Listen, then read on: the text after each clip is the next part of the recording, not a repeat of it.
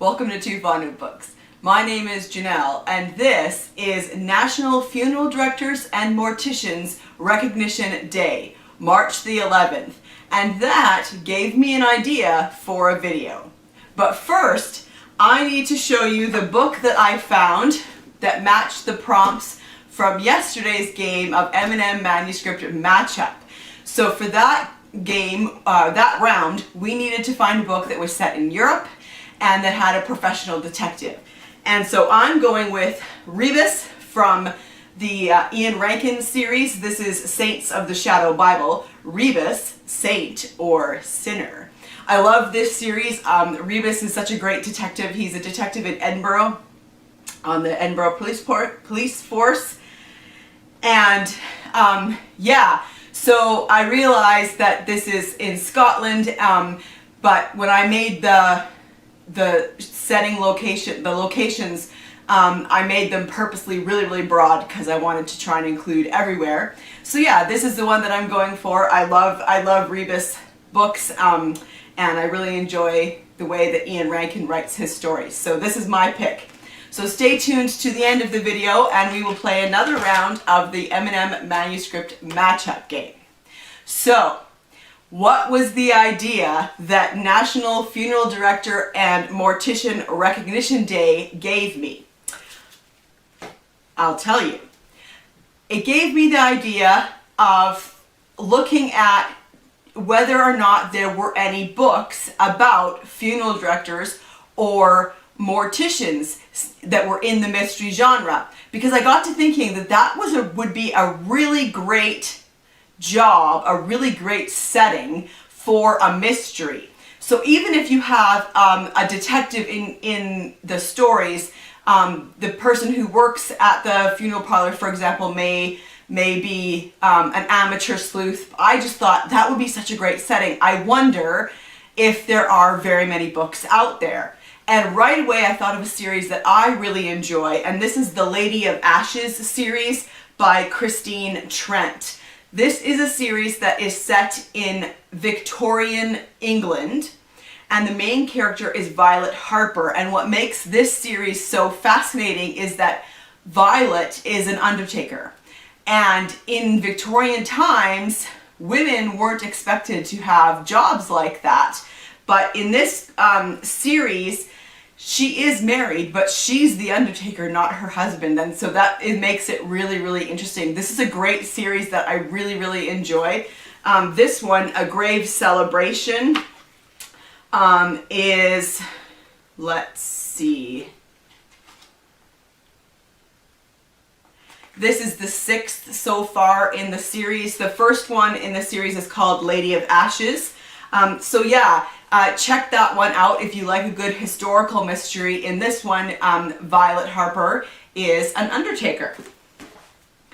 Alright, the rest of these aren't recommendations because I haven't read them. These are just books that I found that were set in funeral parlors, or that the main characters were funeral directors or morticians or undertakers. And I found way more than I was expecting. And I found kind of all over the spectrum. I found cozies, I found, I don't know what you would call them, mystery, suspense, thriller. I found a lot. So let's just dive right into these. I'm not going to be able to tell you very much about them. So if something looks good to you, then you'll have to look it up and find out some more information yourself. So I found A Ghostly Undertaking by Tonya Kappes, a ghostly southern mystery. This one looks really fun, and I might actually keep this one to read for myself. This is a cozy with paranormal bits. A funeral, a ghost, a murder. It's all in a day's work for Emily Rains. Bopped on the head from a falling plastic Santa, local undertaker Emily Rains is told she's suffering from funeral trauma. It's trauma all right, because the not so dearly departed keep talking to her. Take Ruthie Sue Payne, innkeeper, gossip queen, and arch nemesis of Emily's granny. She's adamant that she didn't fall down those stairs. She was pushed. So this one is super fun. It's got elements of where the Undertaker is hearing the dearly departed talk to her. And that first sentence of being bopped on the head from a falling plastic Santa just leads me to believe that this is a lighthearted, potentially funny series. And as far as I know, this is the first in a series.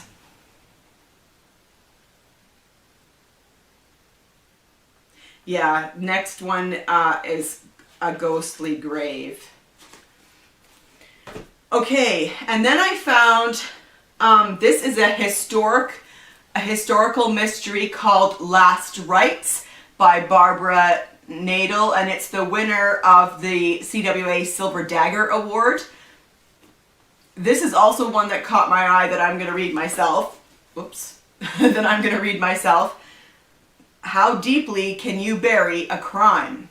October 1940, the London borough of West Ham is suffering another night of horrific bombing, and Undertaker Francis Hancock is caught in the chaos. A man lurches toward him through the rubble, screaming about being stabbed, but there's no visible wound, and Francis dismisses him as a madman until the man's body turns up at his funeral parlor 2 days later. Dark Undertakings by Rebecca Tope. This is a West Country mystery, and her main character in here is a trainee Undertaker. Drew Slocum is a trainee Undertaker. So these look like they're potentially cozies as well, but these are set in the UK. So there you go, a trainee Undertaker. Cremains of the Day. This one is 100% a cozy. I know that immediately from the title, which is awesome, by the way. This is by Misty Simon, and it's a Tallygraver mystery. First in the series. There's no reverse on the hearse. For Tallulah Graver, marrying wealthy Waldo Phillips seemed like the best way to get out of the family business, the Graver funeral home. But when her marriage falls apart and Tally is left with next to nothing, she turns to cleaning houses to make ends meet. As humbling as it is to tidy the mansions of the snobby socialites she used to call friends, at least she doesn't have to be around dead bodies. Until she discovers one of her employers lying in a closet with a knife sticking out of her chest. So she used to be in the family business, which was a funeral parlor, but now she's not. But if this is the first of the series, it leads me to believe that maybe she's going to get back into that business. The Secrets We Bury by Debra Webb. Now, this one is not a cozy. Nothing stays buried forever. Dr. Rowan DuPont knows death. She grew up surrounded by it in her family's Victorian funeral home, and it's haunted her since the day her twin sister drowned years ago. Between her mother's subsequent suicide and the recent murder of her father, coming home to run the funeral home feels fitting, even if it leaves her vulnerable to an obsessive serial killer. Rowan refuses to let fear keep her from honoring her family, but the more time she spends back in Winchester, Tennessee, the more she finds herself questioning what really happened that fateful summer. That sounds pretty good too. I Am Not a Serial Killer by Dan Wells. I looked to see if this was technically YA, and I don't know that it is, but the main character in this is 15, I think. Yes. My name is John Wayne Cleaver. I'm 15, I'm a mortician, I'm a sociopath, but I am not a serial killer. There you go. Fascinated and obsessed with serial killers, John never wants to be one, yet terrible impulses constantly tempt him. Having grown up helping his mom at the family mortuary, dead bodies are no big deal to John. He likes them, actually. They don't ask for the empathy he's unable to offer. Perhaps that's what gives him the clarity to recognize a frightening difference about the freshest body on the slab. Interesting. The Hearse You Came In On by Tim Cockey. Honestly, that's the best title so far. I love it. A Hitchcock Sewell mystery. This one isn't a cozy, but it might be humorous. When a beautiful woman shows up at a funeral home wearing a tennis dress, that's cause for suspicion. When that same woman wants to talk about her own funeral arrangements, well, what self-respecting mortician could resist? Certainly not Hitchcock Sewell, Baltimore's most eligible undertaker. Bemused and bewitched by this alluring mystery woman and her funeral fixation, Hitch's growing obsession soon draws him into a string of increasingly life-threatening circumstances involving blackmail, dirty videos, police corruption, and political cover-ups.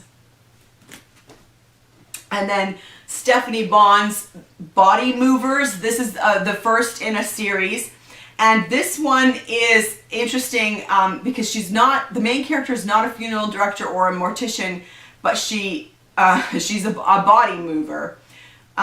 So Carlotta Wren's life hasn't turned out as she planned. She didn't plan for her parents to skip bail for a white-collar crime, leaving her to raise her brother. She didn't plan on having the silver spoon ripped from her mouth and foregoing college to work retail. She didn't plan on her blue blood fiancé dumping her, and she didn't plan on being single 10 years later working at Neiman Marcus with no idea where her fugitive parents are. But she's coping, until her lovable brother is arrested and the hunky cop decides to reopen her parents' case. Her brother becomes a body mover for the morgue, and his sexy boss gets Carlotta involved. So there you go. Who knew that was a job, right? This is Tethered by Amy MacKinnon. This is about an undertaker, Claire Marsh. She spends her solitary life among the dead. Her carefully constructed life shifts when she discovers a neglected little girl, Tracy, playing in the funeral parlor, desperate for a friend.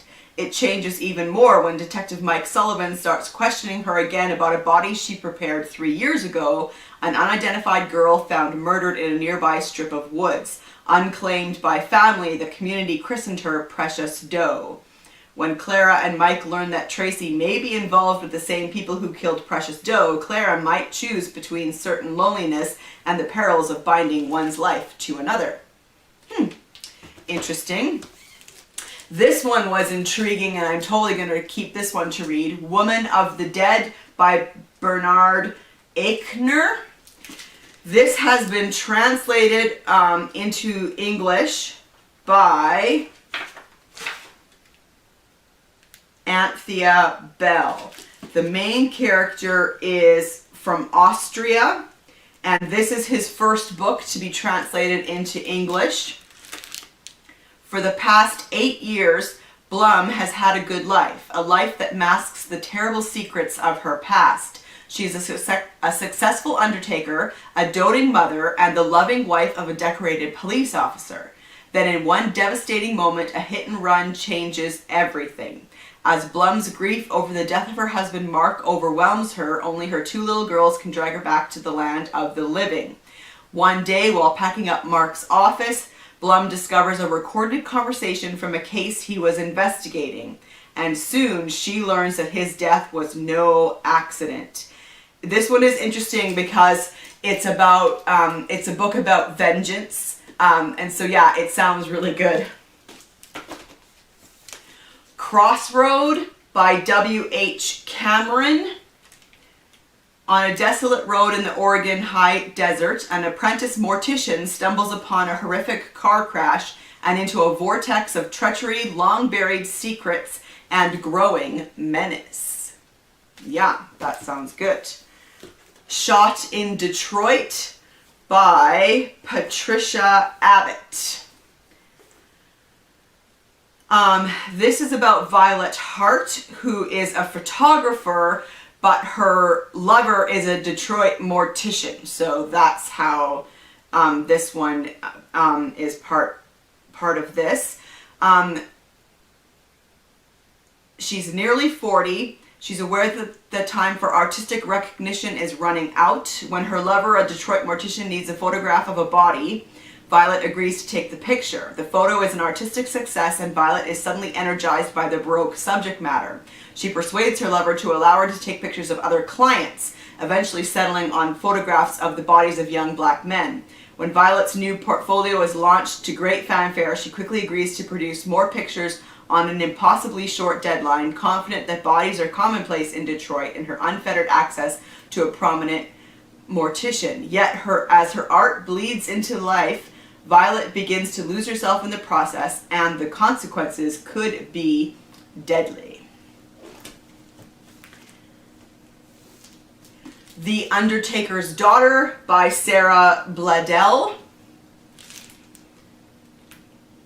Already widowed at the age of 40, Ilka Nichols Jensen, a school portrait photographer, leads a modest, regimented, and uneventful life in Copenhagen until unexpected news rocks her quiet existence. Her father, who walked out on the family suddenly and inexplicably more than 3 decades ago, has died, and he's left her something in his will, his funeral home in Racine, Wisconsin. So she decides to go in order to try and learn more about her father, and she stumbles upon an unsolved murder and a killer who seems to still be very much alive. Twilight by William Gay. This is, apparently this author is a master of the Southern Gothic, if that is something that you are interested in.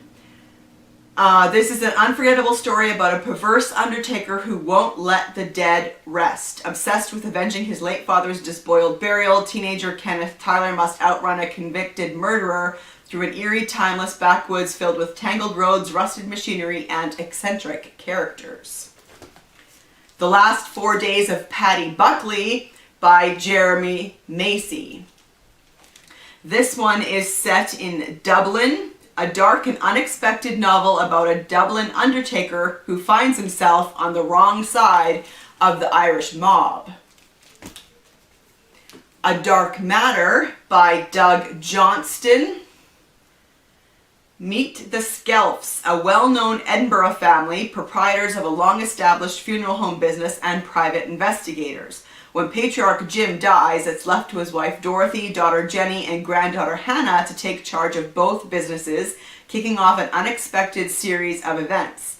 Dorothy discovers mysterious payments to another woman, suggesting that Jim wasn't the husband that she thought he was. Hannah's best friend Mel has vanished from university, and the simple adultery case that Jenny takes on leads to something stranger and far darker than any of them could have imagined. And last but not least, A Grave Issue by Lillian Bell. This is from her Funeral Parlor mystery series. This is also a cozy. After an on-air gaffe goes viral and jeopardizes her career, journalist Desiree Turner retreats home to Verbena, California for some peace and quiet. She begins working one of the quietest jobs around, presiding over funerals for her great-grandfather's funeral parlor. But the action seems to follow her when a fist fight breaks out between neighbors at one of her first funerals. When it exposes a nasty dispute, Rosemary's husband Alan is found murdered shortly afterwards. So there you have it. And these aren't even actually all of the ones that I found. It turns out that there are quite a lot of mysteries, thrillers, and suspense novels that are set in and around that world of funeral parlors and morticians. So I hope you found something here that piqued your interest. And before we leave, let's play another round of our M&M manuscript matchup game. Give that a good shake. Orange gives us detective. And yellow gives us amateur. All right, so we need to find a book with an amateur detective.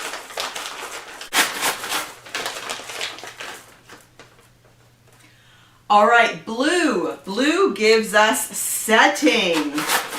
Let's see, so we're gonna need an amateur detective from orange, an amateur detective from a small town.